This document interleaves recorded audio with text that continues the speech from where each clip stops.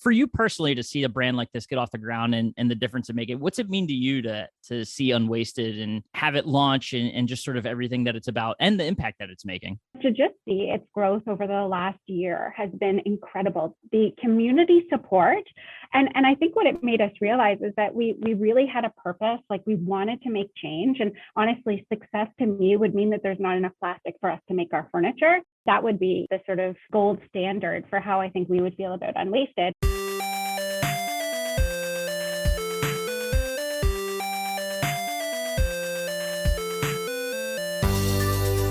Welcome into the Independent Thinking Podcast. This is your host, Rob Stott.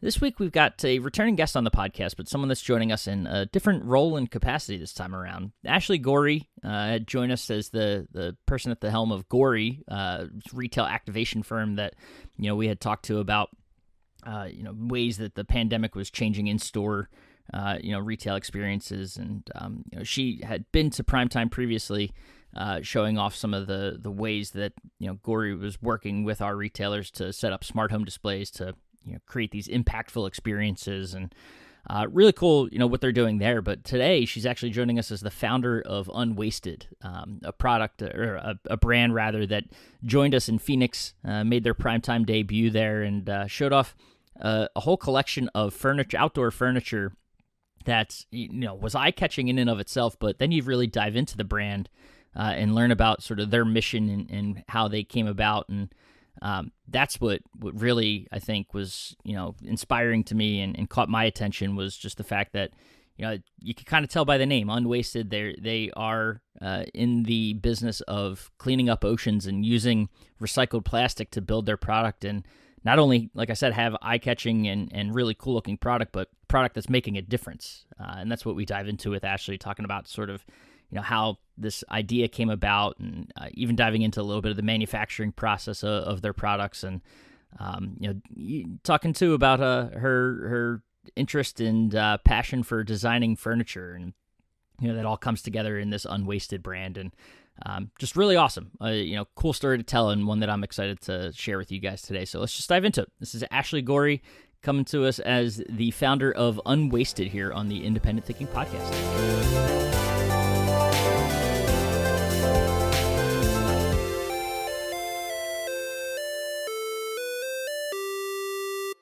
All right, we're back on the Independent Thinking Podcast, and a returning interviewee, but with a different title and role here for this Independent Thinking Podcast. Ashley Gorrie, appreciate you taking the time. Previously, we talked to you, as part of Gory, the retail activation firm, which we'll get into a little bit. But now today, joining us as founder of Unwasted, a really cool furniture brand that we'll get to dive into today. But first of all, how you doing? And welcome back. I'm great. Thank you so much, Rob. Yeah, no, excited to be here. No, that's awesome. So for those who were in Phoenix with us at Primetime, they had their first up look close at Unwasted. And I'll just kind of let you start right there. Tell us a little bit about this brand, about this company, and its origin story. Yeah, sure. Absolutely. Well, for those who maybe didn't hear the podcast about Gory, so Gory is a 140-year-old industrial design retail company. So we specialize in helping retailers like the independent category with merchandising and marketing plans. And it was through actually COVID right before COVID, we were asked by a gas station company, an international gas station company, to help them with in doing some industrial design around their gas stations, specifically about recycling and waste. So that took us to some of the sorting facilities where we'd be able to see how recycling was actually getting sorted, if it was getting sorted. And unfortunately, it was a little bit like the blindfold coming off, sort of, seeing that recycling doesn't exist in the way that we all, I think, want to believe it does. And so from there, we were like, okay, well, what can we do as a company to make change? And it was then that we decided to start Unwasted, which is essentially using our industrial design capabilities to design furniture. What a cool connection to make. Is it something that, like, how much thought, I guess, went into, the connection between recycling and furniture? Like, how did you guys make that connection? Well, I think that the biggest part about it was that so plastic, obviously, like evil plastic. But the challenge with that was that there are some plastics that can be recycled and that can have a sort of second life, so to speak. And it was looking at the furniture industry and realizing, okay, so metal has a really high recycled content, so does cardboard, et cetera. And so we thought, well, these plastics that do have some value in their second or afterlife, how could we use them so that we increase the value of some plastics so that they can be used again and again so that recycling works? And that's how we sort of looked at the plastic recycling industry and started thinking, okay, well, if we could make this into a beautiful piece of furniture, maybe we could help, customers also understand that the climate change challenge, it feels insurmountable, right? It feels like, oh, well, what can I do just as an individual? And so we wanted to create something that was like, I bought that chair and that chair is 60 pounds of recycled plastic. And I know that I made a difference by making that decision. So that's how it came about. It was like almost to be able to like touch and feel something and really, be able to acknowledge that a difference was made through a purchased product.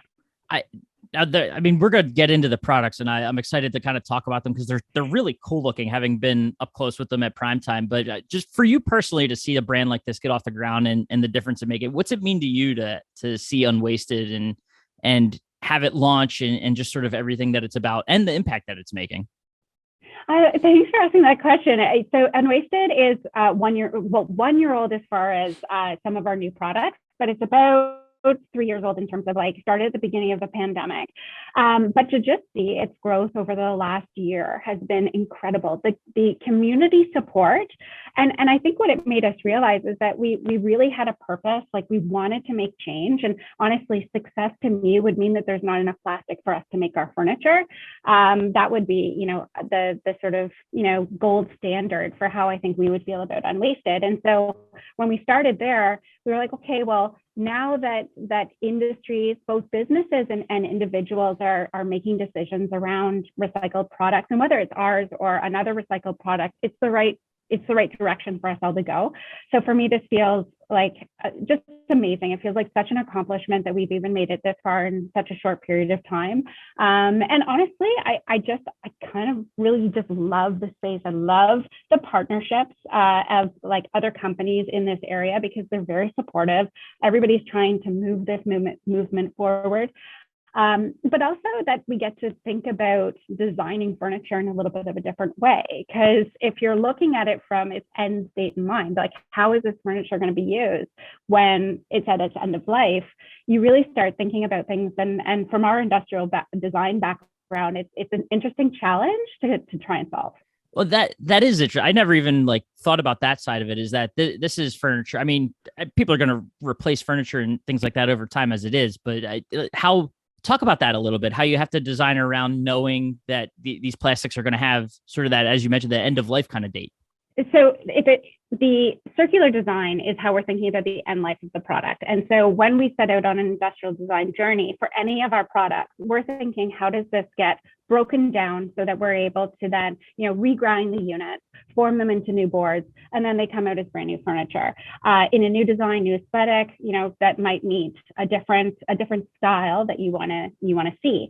So we're actually starting to look at a couple of different things this way, and it doesn't always have to mean recycling. Like we're starting to come out with cushions for our furniture as well that is made from soy-based foams that will biodegrade over time, not within the time frame that you're going to use it in your own home, but that it will be able to biodegrade over time when put into landfill. So we're trying to think through different materials, and that's also a really cool exploration and the innovation around new materials and how we use them, and then how they're going to be used in a future state. I imagine just hearing you talk, obviously you're very well versed in it. Has it been, I feel like you're learning a lot throughout this process too about, furniture manufacturing and things like that. What's that been like for you to kind of, explore this new space, as you guys have been figuring out how you have to build your own furniture and then just all the intricacies of this business? Yeah, well, and I think that's the part that I love the most is the engineering. So for the last 20 years, our company has been engineering multiple materials and putting them together. So be it glass, plastics, woods, metals. And so, to be able to start looking at the materials and realizing, okay, well, the plastic, it has some similar features to wood. So how could we look at this and start integrating some wood-based techniques in terms of how we're designing and building? We actually work with an Amish community, and it's traditional woodwork methodologies that are built into our design. So we do the design work up front, and then all of the workmanship is done by an Amish community in our local area. I was going to say, I'm outside of Philadelphia, so I know Amish. I was going to say, do they have any roots in the Lancaster area, or have you been down to Lancaster from where you are? Because that could be local to me. So funny. It's interesting you say that, because as part of our expansion, that would be a definite part of our expansion. It's just really quality workmanship, and that's also the other thing, is that we're designing for things to last. The products are heavy duty, they're durable. I mean, they can withstand any weather. And so really, we're not, and that was part of why we wanted to design our furniture the way that they are designed, so that they are quite well built. You're not going to see a lot of exposed fasteners. It's really, really sophisticated, like quality workmanship. And so we wanted it to have longevity, and so that, you're investing in a piece of furniture. I think some of the fast fashion in furniture is also there are some challenges associated with that because of the waste that it creates. So the longer that we can produce something so that it has longevity was part of our design credentials as well. Something you talked about it a little bit ago, but the passion you have for the look of these products as well, that's something that I think comes through too when you're looking at them. Because the environmental friendliness of the product aside, they look cool. If browsing your product pages and seeing it in person, these are products that they're really cool look. Lack of a better term, just really cool looking pieces of furniture. So has that always been a passion for you, the furniture design side of things? And obviously it's awesome to get it to see you be able to play that out through Unwasted. So I would say that I've always had a passion for design. Yes, absolutely. I wouldn't say that. I have an amazing design team who are behind the design work that we do, and I have an incredible project management team and engineers who are really trying to figure out how all of this comes together. So yes, the passion is there. We wanted to do something that was a little bit different. Listen, the outdoor furniture category is a huge category. And, we wanted to make a little noise that was different than traditional recycled materials. And it's not to say that there are some recycled products out there that don't look as high quality, or that you would want to, outfit your entire home with them. And they sometimes don't have the longevity. And so we wanted to do more of a mid-century modern design aesthetic that, looks quite different. And so it's a mark of the brand as well to say, that's different. It stands on its own. And so, yeah, the designs are a little bit, different from what you traditionally see, but it was intentional. We wanted them to be really beautiful pieces that you'd be proud to have in your home. Well, and I think you talked about it too a little bit. The sustainability for Unwasted goes beyond just the product. You guys are doing some pretty cool things from, throughout your business as well that are having sort of an impact. Talk about that a little bit. Yeah. So when we started Unwasted, we really wanted to start around education. So it was, because we felt, wow, we've been doing everything that we thought we were supposed to be doing as far as curbside recycling. What more could we be doing? And knowing that the recycling system or infrastructure is a little bit broken and not as sophisticated as we might have been led to believe. So we wanted to create education platforms so that we would be able to share with people what are proper recycling methodologies for you to be using in your home, and also introduction into other organizations and associations who are doing really incredible things. Outside of Unwasted, we do also have a commercial division where we're helping organizations with proper waste and recycling and sorting mechanisms. So it does go above and beyond, but part of what we're trying to do is give back as well. We want to make sure that we're trying to clean up, our waterways and oceans. Part of our language was, yes, okay, so reduce. Absolutely, you need to have a reuse model, reduce. Those are the first two that I would say, check those boxes first. And part of the Unwasted, language or brand was that we are a little bit of like, okay, but somebody has to clean up the trash that exists today. I mean, there's just mountains of plastic waste, and what are we going to do with that today? And so can we create, a solution where that plastic waste goes? And so we're the recycle guys, and that's our position, but we do try to educate as much as possible about reduction and reuse policies. Yeah. The cool thing is, so many companies can, profess to be sustainable and profess to make an impact. For you guys, I mean, first of all, you're putting a number on it. I know you guys have you want to reduce a mission to reduce the plastics in oceans by 75% over the next couple of years. So by 2025, I think it is. So, and then you guys can also you can continually measure that and realize the impact that you're having. So I'm sure that's something you're doing. And I mean, as those numbers kind of go up of the amount of plastics recycled and things like that, is that something that, can you guys continue to leverage that and use that in sort of maybe marketing or just realizing your total impact as a business? Yeah, absolutely. So we do keep track year over year of what the recycled diversion is that we've been able to achieve. And so this last year was 60,000 pounds. Wow. This upcoming year, we want it to be 100,000 pounds. And so that's post-industrial, post-consumer. And so it's a specific type of plastic. So I just want to be clear. It's not like the plastic water bottles, unfortunately. As Sure. I mentioned before, not all plastics are made equal. So but it's a start, right? Because all of this is going to landfill right now, and so we're trying to just carve out a piece that is until innovation comes, that they're able to determine that there's alternative uses for some of the plastics that currently are just single use. But yeah, that's a good question. No, it's cool to see, and I mean, like you mentioned, it's something that you can track and just, physically see the impact that you're having. So it's just, all around, it's really cool to just think about the mission behind the organizations. But you got to kind of put that mission into practice, and talk to our members and be at Primetime and be in Phoenix and get this product in front of them. So I curious, just what was the reaction, or what kind of feedback did you hear from our independent retailers when you were down there at Primetime? Yeah, so it wasn't my first prime time, but it was my first prime time showing up as Unwasted and being a vendor. And I'm really thankful to the Nationwide family for bringing us on. We're feeling just so supported, and it was amazing to talk to some of the independent category.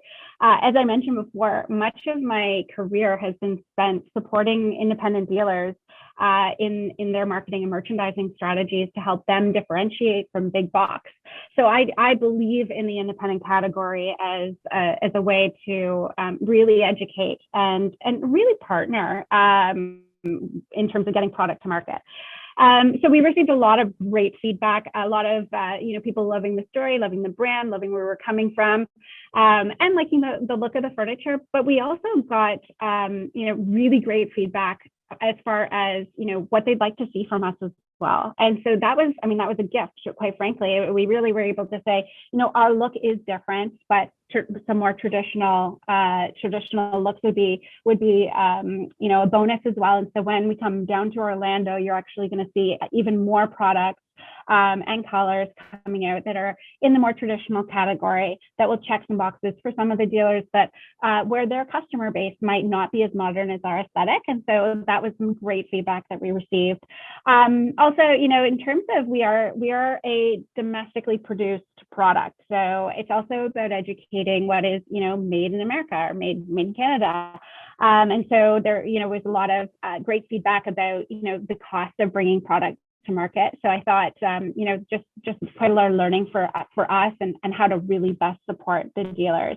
So we do have a promotion that's coming up for spring, for May, which is, I hope the dealers are going to appreciate, because it tackles some of the things that they were talking about in terms of like free floor models and discounts on freight. So I think, a lot of these things did touch on the feedback that we got, and it was really wonderful to sit down with some of the membership and just talk about their products, talk about their stores, and talk about how, our products could benefit them and for their customer base, because the customer base are interested. The millennial consumer is really interested in, purpose-based brands, and the outdoor category is exploding. So it's kind of this perfect storm of being able to support the dealers with products their customers want, stories their customers want, and increasing, revenues for the dealers.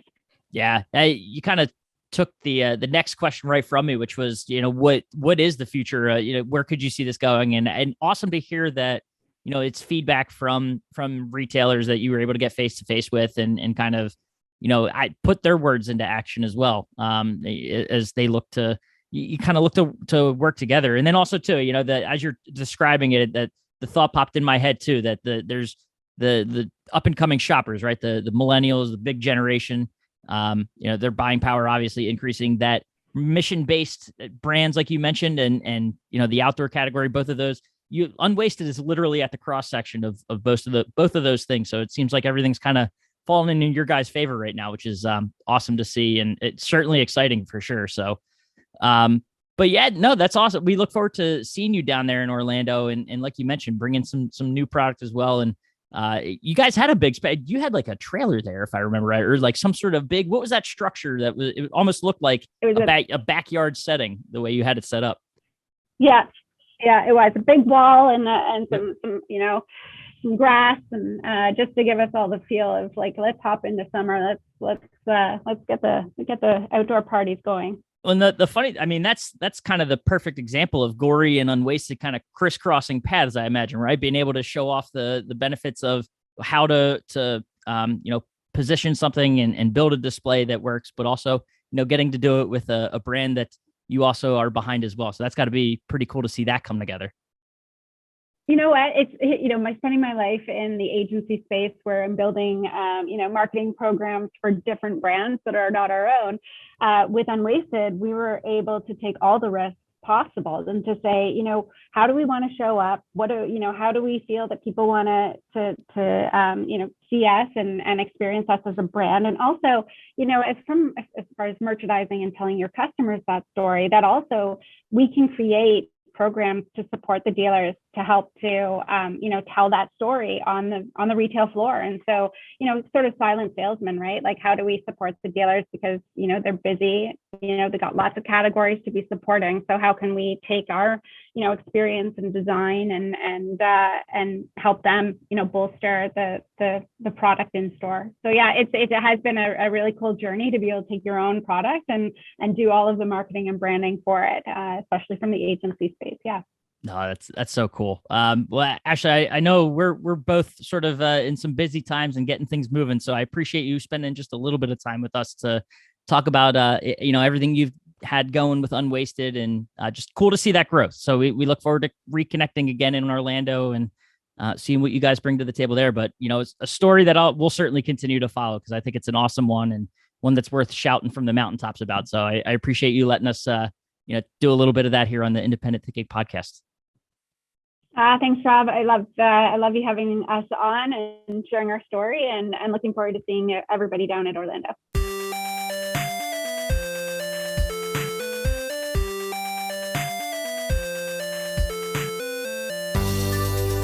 Awesome. And thanks again to Ashley for taking the time and sharing just what I think is an incredible story. One that, I'm looking forward to continuing to follow, as they launch more products and continue to have a major impact, on the environment and what they do. And just, those are the kinds of things I think, that's why I love sharing stories and being able to tell these stories in any sort of medium, especially, in a podcast where we can talk directly to the people behind the stories. So, awesome of what they're doing. Look forward to continuing to follow it. And as always, appreciate you listening to the Independent Thinking Podcast, and we will catch you next time.